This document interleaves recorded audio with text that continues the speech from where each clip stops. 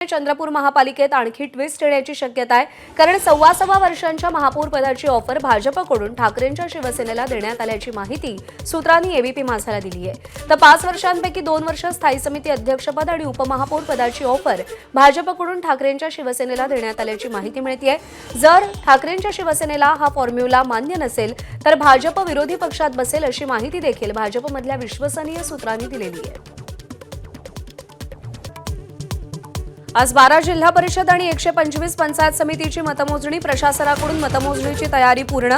ABP माझावर पहा अचूक आणि वेगवान निकाल।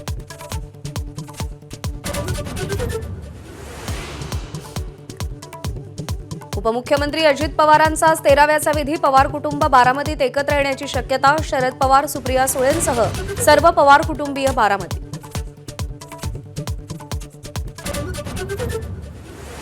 उपमुख्यमंत्री एकनाथ शिंदेंचा आज 61वा वाढदिवस, अजित पवारांच्या निधनामुळे वाढदिवस साजरा न करण्याचा शिंदेंचा निर्णय। शिवसेनेच्या महिला आघाडीतर्फे आज मंदिरांमध्ये शिंदेंच्या दीर्घायुष्यासाठी महाआरतीचं आयोजन।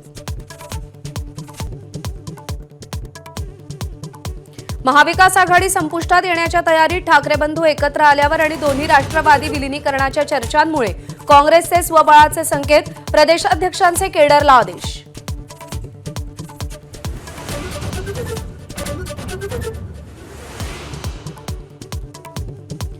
पुणे महानगरपालिकेत महापौर आणि उपमहापौर पदाची निवडणूक, महापौर पदासाठी भाजपच्या मंजुषा नागपुरे, राष्ट्रवादीच्या शीतल सावंत, काँग्रेसच्या अश्विनी लांडगे, तर उपमहापौर पदासाठी रिपाईचे परशुराम वाडेकर, राष्ट्रवादीचे दत्ता बहिरट आणि काँग्रेसचे साहिल केदारी मैदानात।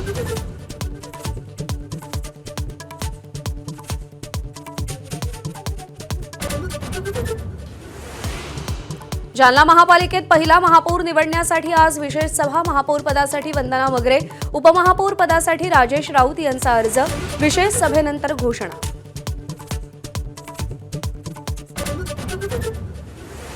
शाळांमध्ये त्रिभाषा सूत्रासाठी स्थापन झालेल्या नरेंद्र जाधव समितीची आज मुख्यमंत्र्यांसोबत बैठक, समितीचा अहवाल सूचनांवर चर्चा, शालेय शिक्षण मंत्री आणि इतर अधिकारीही उपस्थित राहणार। मुंबईत लोकल सेवेचा कायापालट होणार, लवकरच वंदे मेट्रो एसी ट्रेन येणार। एमआरडीसी कडून अत्याधुनिक 238 रेकसाठी निविदा प्रक्रिया।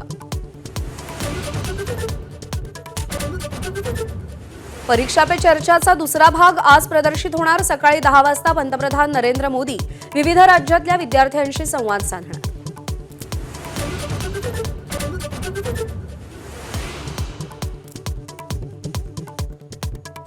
सिंधुदुर्गातल्या आंगणेवाडीतील भराडी देवीच्या यात्रेला सुरुवात, राज्यभरातील भाविकांसह राजकीय नेतेही यात्रेला उपस्थिती लावणार।